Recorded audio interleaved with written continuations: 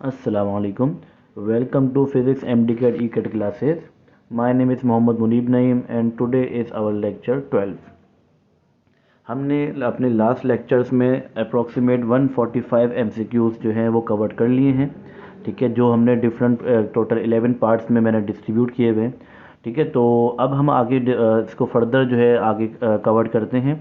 Number 146, in double slit experiment if one of the two slits is covered then dash, ठीक है। हमने जो एक एक्सपेरिमेंट पढ़ा है यंग डबल स्लिट एक्सपेरिमेंट, जिसमें दो स्लिट्स जो हैं, if one of the to slit is covered, हमारे पास दो स्लिट जो है वो अगर उसमें से एक को कवर कर दिया जाए, ठीक है, तो एक स्लिट रह जाएगी। तो कहा जा रहा है तो उसमें जो फिर हमारे पास इंटरफेरेंस का फिनोमिना में क्या फ़र्क आएगा। तो आंसर क्या है, no interference fringes are observed, कोई इंटरफेरेंस फ्रिंजेस ऑब्जर्व नहीं होंगी, ठीक है। मैंने क्या बात समझाई आपको, दो स्लिट्स हैं कि उसमें से किसी एक को आप क्या कर दें, कवर कर दें, छुपा दें, तो एक स्लिट रह जाएगी, तो इंटरफेरेंस का फिनोमिना नहीं होगा। उसके लिए ज़रूरी है कि आपके पास दो स्लिट्स हों या दो से ज़्यादा स्लिट्स हों जिसमें इंटरफेरेंस का फिनोमिना हो, ठीक है। 147, in the shadow of a ball the central portion appears bright, that happens due to, देखें जब हम एक शेडो में एक बॉल को रखते हैं सामने, जो है बॉल का जो इसके आगे लाइट हम ऑन कर दें और शेडो जो हम बॉल के अंदर जो है वो लाइट आ रही होती है, तो आपको सेंट्रल पोर्शन जब आप देखेंगे तो आपको वो ब्राइट नज़र आएगा। तो वो इसकी वजह क्या है, ड्यू टू डाइफ्रैक्शन, अंदर जो है वो डाइफ्रैक्शन का फिनोमिना होता है कि वो लाइट जो है अंदर जब वो एंटर होती है तो इसमें अंदर इंटरफेरेंस करती है और इंटरफेरेंस करके जो है वो अंदर एक आपको ब्राइट नज़र आता है, उस फिनोमिना को हम डाइफ्रैक्शन कह रहे होते हैं, ठीक है।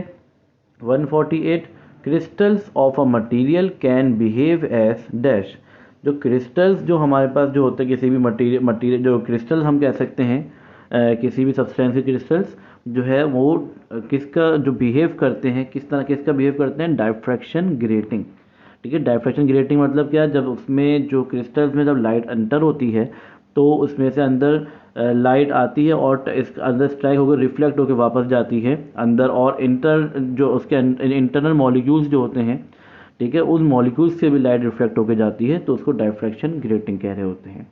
149, which is not optically active, देखें यहाँ पर बात समझने वाली है, ऑप्टिकली एक्टिव किसे कहा जाता है। तो याद रखिएगा, जब लाइट जो है किसी क्रिस्टल में एंटर होती है और एंटर होने के बाद वो जब वो बाहर निकलती है तो वो पोलराइज्ड हो जाती है और उसका एंगल चेंज हो जाता है। जैसे लाइट अगर जो है जिस भी डायरेक्शन में उसे एंटर होगी और जब वो बाहर निकलेगी तो वो लेफ़्ट या राइट में उसका क्या हो जाएगा, एंगल चेंज हो जाएगा। इसे कहा जाता है ऑप्टिकली एक्टिव, ठीक है। और जो नॉन ऑप्टिकली वो होते हैं जो एंगल में कोई चेंज नहीं लेकर आ रहे होते हैं, तो उसमें हमारे पास शुगर भी एक ऑप्टिकली एक्टिव है, टार्ट्रिक एसिड भी ऑप्टिकली एसिड है, ऑप्टिकली एक्टिव है, और सोडियम क्लोरेट भी है, बट वाटर जो है वो ऑप्टिकली एक्टिव नहीं है।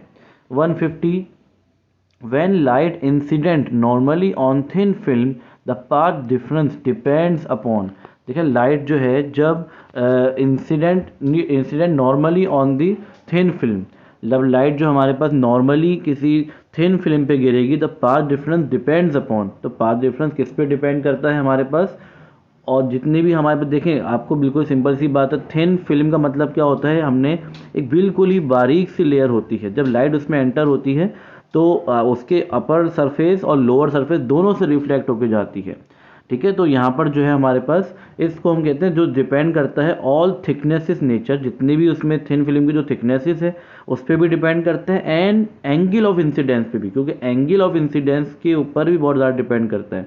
लाइट अगर किसी जो है वो एंगल से एंटर हो तो जो है वो क्या होता है हमारे पास उसका इंटरफेरेंस का फिनोमिना होगा यहाँ पे, ठीक है। और अगर लाइट स्ट्रेट होगी तो जैसी लाइट आएगी वैसे ही रिफ्लेक्ट होकर वापस चली जाएगी, स्ट्रेट ही पाथ तक जो है वो ट्रेवल करेगी, रिफ्लेक्शन जो है वो एक ही प्लेन पे होगा, ठीक है, सेम डायरेक्शन होगी, बट जो है सेम प्लेन होगा हमारे पास। तो कहने का मकसद क्या है, यहाँ पर जो लाइट जो नॉर्मली जो थिन फिल्म पे आती है तो पाथ डिफरेंस जो है, जो पाथ डिफरेंस पे जो चेंज आता है वो थिकनेसेस की नेचर, जो मटेरियल जो उसकी थिकनेसेस के ऊपर भी डिपेंड करता है, एंड एंगल ऑफ इंसिडेंस के ऊपर भी डिपेंड करता है।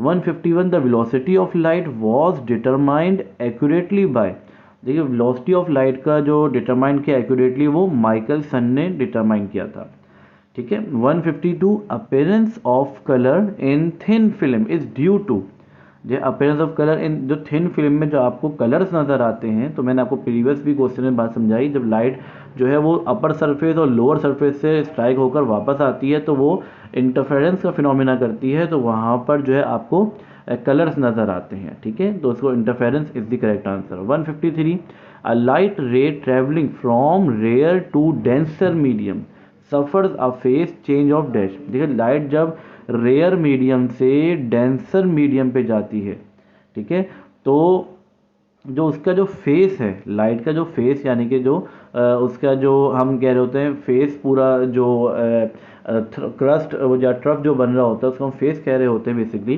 पूरा एक फेस चेंज हो जाता है। जो क्रस्ट होता है तो वो ट्रफ बन जाता है, जो ट्रफ होता है वो क्रस्ट बन जाता है, तो पूरा 180 डिग्री चेंज आ जाता है, ठीक है। 154 diffraction effect is dash. Diffraction जो है वो किस पे सबसे ज़्यादा डिपेंड करती है, तो इफेक्ट करती है तो more for a sharp edge. देखिए डायफ्रैक्शन क्या आपने पढ़ा होगा, हमने दो डायफ्रैक्शन के बारे में पढ़ा है, फ्रेनोफर और जो है इस तरह हमने एक जो हमने दो इस तरह के टॉपिक हमने पढ़े थे, उसमें क्या था हमने लेंस लगाया था, लेंस के जो जितना ज़्यादा एजेस से गुजर रही थी तो लाइट जो है उतना ज़्यादा क्या डायफ्रैक्ट करती है, तो डायफ्रैक्शन का इफेक्ट जो उस पर नज़र आता है, तो मोर और फॉर अ शार्प एज, जितना ज़्यादा शार्प एज होगा तो उतना ही ज़्यादा डायफ्रैक्शन का इफेक्ट होगा, ठीक है। 155 a diffraction grating has 500 lines per millimetre, its slit spacing और grating element will be equal to. देखें ये तो बहुत ही हमारे पास जो है एक सिंपल सा क्वेश्चन है डायफ्रैक्शन ग्रेटिंग का। देखिए अगर हमारे पास जो है क्या जा रहा है कि हमारे पास 500 लाइन्स पर मिलीमीटर जो है एक डायफ्रैक्शन ग्रेटिंग है। डायफ्रैक्शन ग्रेटिंग क्या होता है, जो आपने जो है वो एक रॉड होती है उसमें बहुत सारे होल्स होते हैं, उसमें किसी होल्स में से जो आपके पास ये समझ लीजिए उसमें से छोटे से होल्स में से 1 मिलीमीटर का होल है, उसमें से 500 लाइन पास आउट हो रही है। कहा जा रहा है इट्स स्लिट स्पेसिंग बताइए, जिसको हम ग्रेटिंग एलिमेंट भी कहते हैं, ठीक है। तो उसमें हम यहाँ पर इसको सॉल्व कर लेते हैं। तो आपके सामने जो है वो ग्रेटिंग एलिमेंट को क्या बोलते हैं, D is equals to L upon N, ये फॉर्मूला हमने पढ़ा है, ठीक है। तो लाइंस कितनी हैं, 500 लाइंस जो है वो सॉरी मैं थोड़ा सा मिस्टेक कर गया यहाँ पे, तो यहाँ पर जो आपकी जो लेंथ है उसकी जो वो कितनी है हमारे पास, वो है 1 मिलीमीटर, यानी कि 1 एक्सपोनेंट की पावर -3, ठीक है, divided by N, number of जो फ्रिंजेस में जो लाइंस पास आउट हो रही है वो है 500, ठीक है। तो आप इसे जब डिवाइड कर देंगे तो आपके पास आंसर आ जाएगा, जो एक्सपोनेंट में आएगा 5 एक्सपोनेंट सॉरी 2 एक्सपोनेंट -6 मीटर, ठीक है। हमारे पास आंसर है मिलीमीटर में, तो मिली की वैल्यू होती है एक्सपोनेंट -3, तो मैं इसको -6 को दो हिस्सों में तोड़ दूंगा, -3, और जो -3 बचेगा उसकी जगह पे मिलीमीटर लिख दूंगा। तो आपका करेक्ट आंसर है डी इज 2 एक्सपोनेंट -3, ठीक है। तो यहाँ पर आपका जो है आंसर आ जाएगा वो 2 एक्सपोनेंट -3 मिलीमीटर, जो आपका आंसर आ जाएगा। 156 light reaches the earth from sun from light reaches the earth from sun, ठीक है, फ्रॉम सन होगा in nearly dash 8 minutes 30 second. Light जो पहुंचती है अर्थ तक वो 8.5 मिनट पे पहुंचती है, या इसको हम ये भी कह सकते हैं 500 सेकेंड में पहुंचती है, ठीक है। अच्छा 157 according to Einstein light travels from one place to another, ये भी फ्रॉम है, फॉर्म लिखा one place to another in the form of dash photons. Light जब भी ट्रेवल करती है आइंस्टाइन की थ्योरी के अकॉर्डिंग एक जगह दूसरी जगह छोटे छोटे पैकेट्स की सूरत में ट्रेवल करती है, उनको फोटॉन्स कहा जाता है। एनर्जी के पैकेट्स होते हैं, फोटॉन्स कहते हैं। MCQs 158 central spot of Newton's ring, जो न्यूटन्स रिंग का जो सेंट्रल स्पॉट है वो है डार्क, ठीक है, ब्राइट नहीं है, वो डार्क है हमारे पास, ठीक है। तो इसका रीज़न क्या होता है कि इसका रीज़न यहाँ पर यह है कि जो एक प्लेन गिलास के ऊपर हमने प्लानो कॉन्वेक्स लेंस रखा होता है और दोनों के दरमियान जो है वो एक रेयर मीडियम यानी कि एयर होती है। तो लाइट जब रिफ्लेक्ट होती है रेयर से डेंसर मीडियम की तरफ, डेंसर से रेयर मीडियम की तरफ तो जो है वो अपना फेस चेंज करती है पूरा एक पाई, जिस वो उस फेस चेंज होने की वजह से जो अंदर एक फ्रिंजेस ड्रॉ होती है वहाँ पे, वो डार्क फ्रिंज प्रोड्यूस हो रही होती है वहाँ पे। ठीक है, फिर हम यहाँ पर बात करते हैं 159, the locus of all points in a medium having the same face of vibration is called dash.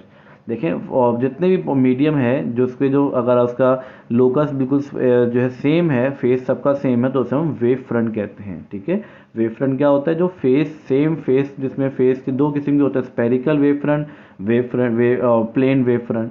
तो वो उसका जो फेस है उसको देख के हम बोल रहे होते हैं वेव फ्रंट, उसका ये तो वेव फ्रंट कहलाता है वो। 160, two sources of light are coherent if they emit rays of dash. दो सोर्सेज जो हैं लाइट की, वो जो है two sources of light are coherent, दो सोर्सेज लाइट कोहेरेंट कब कहलाएंगी, if they emit rays of dash. मतलब उसमें देखिए कोहेरेंट का मतलब क्या होता है, जिसमें सेम वेवलेंथ वाली जो लाइट होती है और सेम फेस होती है। ठीक है, फेस डिफरेंस जो होता है इसमें, फेस उसमें जो डिफरेंस वो सेम हो रहा होता है। ठीक है, उसमें भी चेंज नहीं आ रहा होता। लाइट बिल्कुल इक्वल जब ही होगी, कोहेरेंट मतलब एक जैसी लाइट बिल्कुल जब होगी जब वेवलेंथ भी सेम है और उसका जो फेस डिफरेंस है वो भी क्या है, कांस्टेंट है, उसमें भी दोनों का अलग अलग नहीं है, तो इसकी वजह से लाइट कोहेरेंट कहलाएगी हमारे पास। ठीक है, तो उम्मीद है आपको जो है वो जहाँ पे आज का लेक्चर जो है समझ में आया होगा। 15 MCQs तकरीबन हम लोग कवर करते हैं हर लेक्चर में, ताकि किसी के ऊपर आपके ऊपर इतनी हैवी ना हो और आपको स्टडी करना भी आसान हो। तो हमने यहाँ पर तकरीबन 15 MCQs कवर कर लिए हैं और उम्मीद है कि आपको समझ में आए होंगे। अगर किसी को कोई प्रॉब्लम है तो वो मुझे जो है कमेंट में पूछ सकता है। ठीक है, मेरी कोशिश जितना हो सके मैं उसको जवाब दूंगा। ठीक है, और जो है दूसरी बात यह है कि अगर आपको वीडियो पसंद आए तो ज़रूर लाइक कीजिएगा, इसे शेयर कीजिए, सब्सक्राइब कीजिए, और जितने भी आपके जो है फ्रेंड्स वगैरह हैं जो लोग MD-CAT E-CAT की जो है वो तैयारी कर रहे हैं, तो उनको ज़रूर शेयर करें ताकि उनको इससे भी कॉन्सेप्ट्स मिलें और वो मज़ीद अच्छा अपने प्रिपरेशन कर सकें। ठीक है, थैंक यू सो मच, मिलते हैं इंशाल्लाह, अल्लाह हाफिज़।